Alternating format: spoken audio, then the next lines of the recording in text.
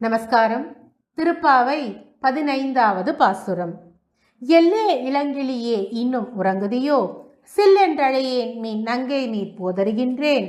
வல்லை உன் கட்டுரைகள் பண்டேயுன் வாயறிதும், வல்லீர்கள் நீங்களே நானேதான் ஆயிடுக. ஒல்லை நீ போதாய் உனக்கென்ன வேறுடையை, எல்லாரும் போந்தாரோ போந்தார் போந்தென்னிக்கொள்.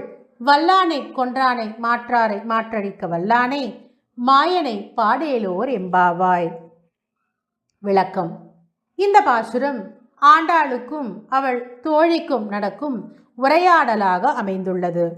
அடி தோழியே, இன்னும் உறங்குகிறாயா? தோழிமார்களே, சிறு சிறுவென்று பேசாதீர்கள், வருகிறேன். நன்றாயுள்ளது உன் பேச்சு. உன்னுடைய வாய்வன்மை பற்றி முன்னாலேயே நாங்கள் அறிவோம். அப்படியா? நீங்களே கெட்டிக்காரிகளாக இருங்கள். நான் மட்டமானவளாகவே இருந்துவிட்டு போகிறேன். சீக்கிரம் புறப்பட்டு வா. உனக்கென்ன வேறு வேலை? எல்லோரும் வந்தாயிற்றா? வந்தாயிற்று வந்தாயிற்று. வேண்டுமானால் வந்து எண்ணி பார்த்துக்கொள். குவலையா பீடம் என்னும் யானையை கொன்றவனை, கம்சனை அழித்தவனை, அந்த மாயவனை பாட எழுந்து வா என்பது மேற்கண்ட பாசுரத்தின் விளக்கமாகும். இந்த பாசுரத்தை சேவிப்பவர்களுக்கு மனவியாதி, மன உளைச்சல் குணமாகும். இரத்தக்கட்டி குணமாகும். கால் சம்பந்தப்பட்ட நோய்கள் அகலும்.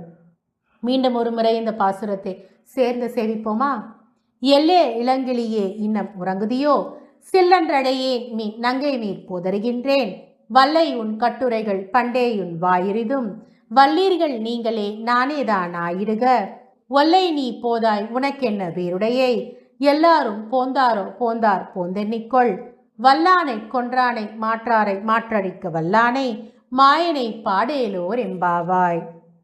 நன்றி. ஸ்ரீவில்லிபுத்தூர் ஸ்ரீ ஆண்டாள் ரங்கமன்னார் திருவடிகளே சரணம். கோதா காந்தஸ்மரணம்.